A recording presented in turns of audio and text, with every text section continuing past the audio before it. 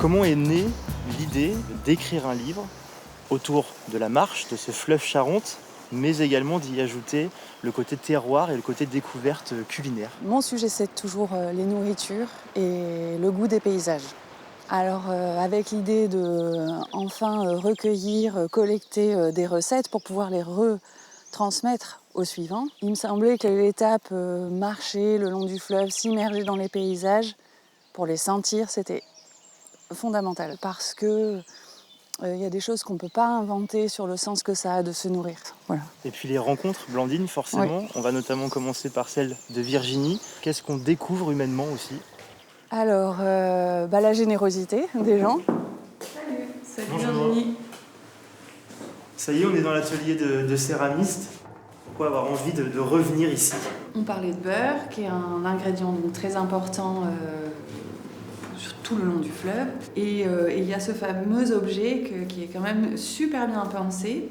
C'est le beurrier de nos anciens réinventé. Et le beurre au contact de l'eau empêche, ne rancit pas en fait. Par contre, il faut changer l'eau tous les 3 jours quand même. Donc, belle découverte avec un produit charentais. Merci Virginie. Merci à vous.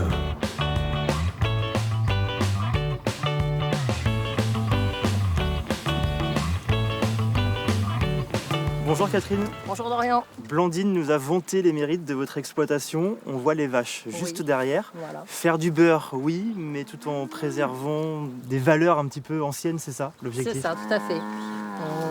On fait pâturer les vaches donc dans les prés pour produire un bon lait qui va avoir du goût, qui va avoir beaucoup de saveur finalement. Le moulage, tout ça, c'est tout fait à la main. Donc voilà, on y met du cœur, ça c'est sûr. Et de l'amour dans le beurre.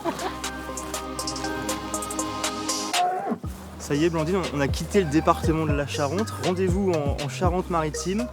C'est pas tout à fait les mêmes paysages que l'on a quittés tout à l'heure. Là, ça a bien évolué. On sent l'océan.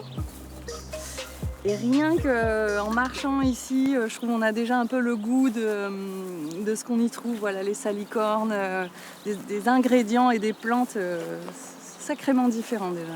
Bonjour Amélie, bonjour Gilles. Bonjour. C'est le circuit très court, Blandine, on peut le résumer un petit peu comme ça.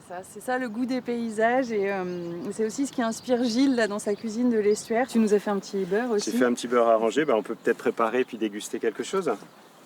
Donc c'est un petit pickles de fraises qui est fait donc avec le vinaigre au pinot parfumé aux fleurs de sureau. On a ramassé de la salicorne juste en venant, donc avec la petite pointe salée et puis la petite association de couleurs. Et puis tiens, je te laisse déguster si tu veux.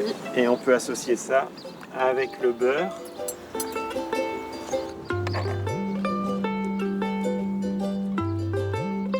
Amélie, si je vous dis convivialité, partage et local, vous me répondez quelle recette?